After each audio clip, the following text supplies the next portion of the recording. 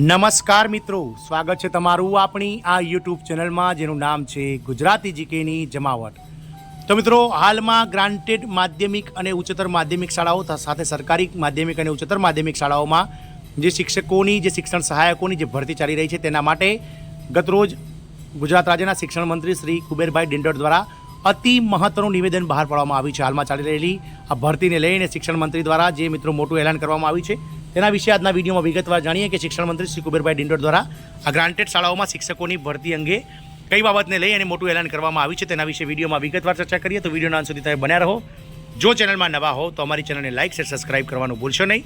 બાજુમાં રહેલું bell icon પર સાથે દબાવી દો જેથી કરીને ચેનલ પર મૂકવામાં આવતા ભરતીઓના નોટિફિકેશન, ભરતીઓના પરિણામ સાથે જ મિત્રો જીકેના વિડીયો અને સરકારી કર્મચારી પેન્શનર્સ યોજનાઓ શિક્ષકોને લગતા ન્યૂઝ તમને સરળતાથી અમારા ચેનલના પ્લેટફોર્મ પરથી ઉપલબ્ધ થઈ જાય। તો મિત્રો, ગ્રાન્ટેડ શાળામાં હાલ આપ સૌ જાણો છો તે પ્રમાણે સરકારી તેમજ ગ્રાન્ટેડ માધ્યમિક અને ઉચ્ચતર માધ્યમિક શાળાઓમાં શિક્ષણ સહાયક એટલે કે મિત્રો શિક્ષકોની ભરતી હાલમાં કાર્યરત છે।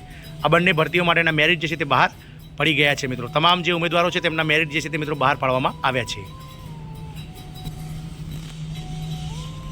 તો મિત્રો, હાલમાં ગુજરાતના ગ્રાન્ટેડ અને સરકારી માધ્યમિક તેમજ ઉચ્ચતર માધ્યમિક શાળાઓ એટલે કે ધોરણ 9થી લઈને 12માં જે શિક્ષણ સહાયકો એટલે કે શિક્ષકોની ભરતી ચાલી રહી છે।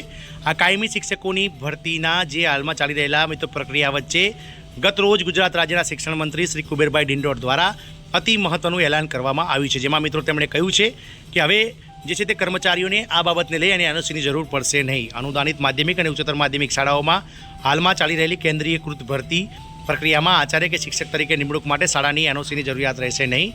પહેલાં મિત્રો ભરતી પ્રક્રિયા જ્યારે ચાલુ થઈ ત્યારે દરેક ઉમેદવારોએ જે છે તે મિત્રો દરેક શિક્ષકો જે હાલમાં નોકરી કરી રહ્યા હોય તેમને મિત્રો એનઓસી લાવવાની ફરજિયાત હતી, પરંતુ ગતરોજ ટ્વીટ કરી અને કુબેરભાઈ ડિંડોર દ્વારા આ બાબતને લઈ અને સ્પષ્ટતા કરવામાં આવી છે કે હવે કોઈપણ આચાર્ય અથવા શિક્ષકે નિમણૂક માટે શાળાની એનઓસીની જરૂર પડશે નહીં।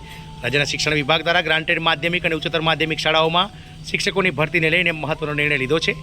નવી નિમણૂકમાં એનઓસીની જરૂર રહેશે નહીં, એટલે કે શિક્ષક કે આચાર્ય તરીકે પસંદગી પામેલા ઉમેદવારોએ એનઓસી મેળવવી પડશે નહીં। જિલ્લા શિક્ષણ અધિકારી નિમણૂક પામેલા ઉમેદવારોને મંજૂરી આપશે, જે બાબતે શિક્ષણ મંત્રી ડૉક્ટર કુબેરભાઈ ડિંડોરે જાહેરાત કરી છે।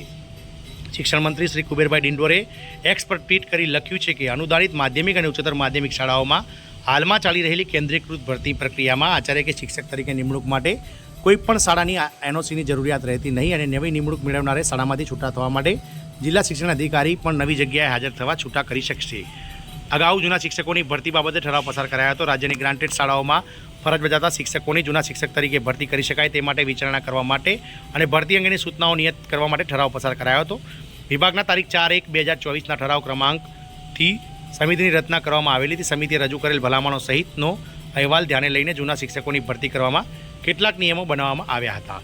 તો મિત્રો, આમ જૂના શિક્ષકો કે જેઓની ભરતીને લઈ અને ઘણા લંબા સમયથી મિત્રો અટવાળો ચાલી રહી હતી તેના પર હાલમાં કુબેરભાઈ જે છે ડિંડોર દ્વારા પૂર્ણવિરામ મૂકવામાં આવી છે। હવે કોઈપણ આચાર્ય અથવા શિક્ષક કે જૂની શાળામાં નોકરી કરતા હશે તેમણે મિત્રો નવી જગ્યાએ હાજર થવા માટે એનઓસીની શાળાની જરૂર રહેતી નથી। તો લાખો શિક્ષકો જેઓ કે પોતાના વતન અથવા તો જૂની જગ્યાએ જવા માંગતા હોય તેવા શિક્ષકો માટે આ ખૂબ જ મહત્ત્વના સમાચાર છે। જય હિન્દ, અસ્તુ।